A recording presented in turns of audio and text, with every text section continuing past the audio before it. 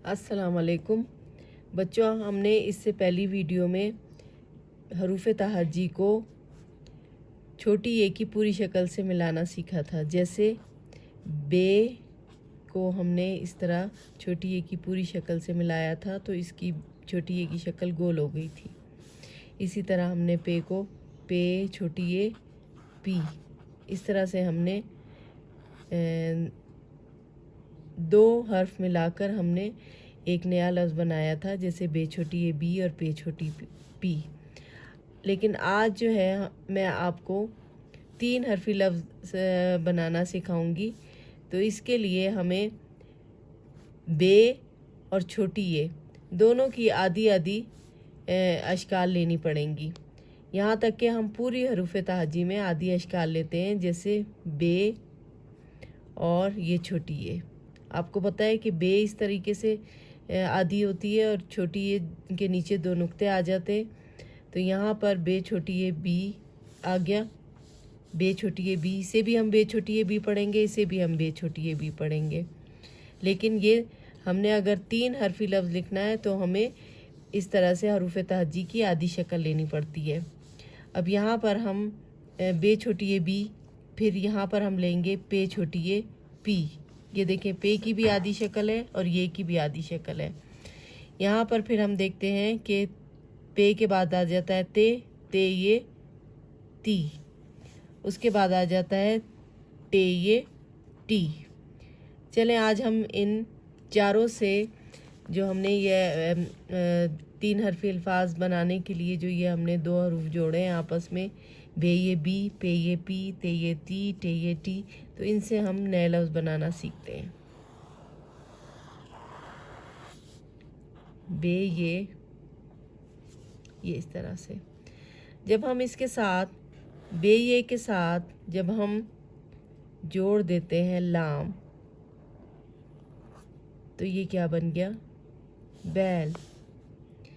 फिर इसी तरह जब हम बे ये के साथ जोड़ देते हैं, ये देखिए रे, तो ये क्या बन गया? बेर। फिर ये देखें बे ये के साथ जब हमने जोड़ दिया नून, तो ये क्या बन गया? बीन। अब इसी तरह हम पे ये के साथ नए लफ्ज़ बनाना सीखते हैं, तीन हरफी लफ्ज़।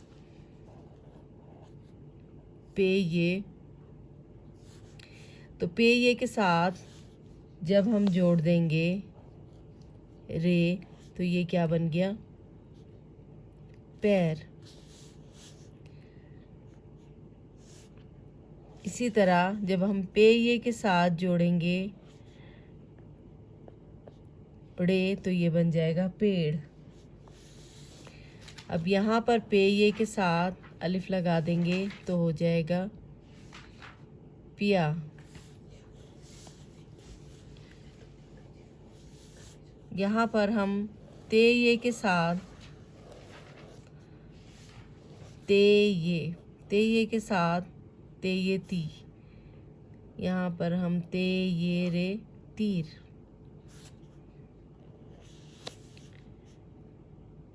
ते ये लाम तेल। ते ये जे तेज।